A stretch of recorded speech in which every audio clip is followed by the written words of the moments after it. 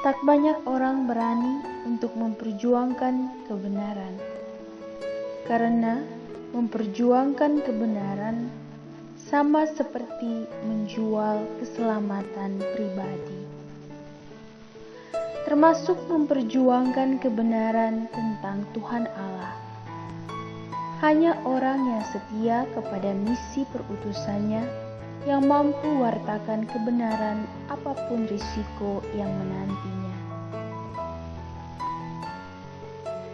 Yesus telah mengalami beratnya risiko yang diterima sebagai pewarta kebenaran. Ia ditolak, dimusuhi, dibenci, bahkan dibunuh. Namun semua itu dapat ia kalahkan oleh cinta dan kesetiaannya kepada Bapa yang mengutusnya. Seperti yang terjadi dalam kisah Injil hari ini, Yesus menyatakan dirinya sebagai anak Allah yang berarti sama seperti Allah sendiri. Hal ini membangkitkan kecemburuan orang Farisi, sehingga mereka berpikir negatif dan berniat jahat kepada Yesus. Sabda Yesus yang berbunyi, "Apa yang dikerjakan Bapa itu juga yang dikerjakan anak, sebab Bapa mengasihi anak dan menunjukkan kepadanya segala sesuatu yang dikerjakannya sendiri.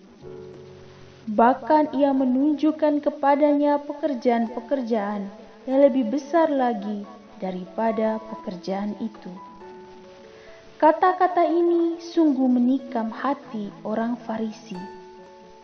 Mereka berprasangka bahwa Yesus menghujat Allah tanpa mengerti maksud yang sesungguhnya. Kecemburuan yang menguasai hati orang Farisi membuat mereka tidak mampu melihat hal positif dalam diri Yesus. Prasangka buruk menutup hati seseorang untuk melihat kebaikan dan kebenaran dalam diri orang lain. Demikian hal itu pun terjadi dalam kehidupan kita sehari-hari. Berprasangka buruk melahirkan pikiran-pikiran negatif. Berprasangka buruk memercik api kebencian dan memantik dendam dan dengki. Berprasangka buruk juga melumpuhkan dialog dan komunikasi yang menghidupkan. Berprasangka buruk membuat orang menjadi angkuh.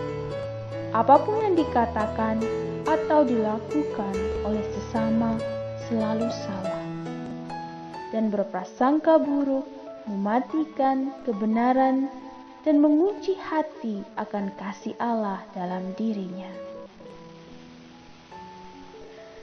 Berusaha masuk dalam keheningan, mendengarkan suara Roh Kudus, dan merenungkan sabda Tuhan setiap hari dapat membantu kita menangkap suara kebenaran dari dalam hati kita, sehingga hati kita tidak menjadi degil dan dapat melihat keindahan, kebaikan, dan hal positif dalam diri orang lain.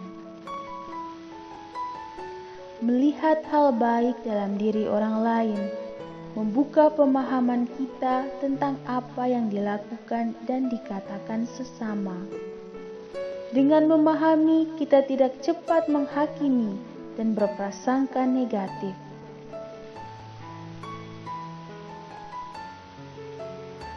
Ya Allah Roh Kudus, di awal hari ini kami mohon kepadamu, bantulah kami untuk dapat mendengarkan suara-Mu, supaya pikiran dan hati kami tertuju pada kebenaran dan kebaikan semata.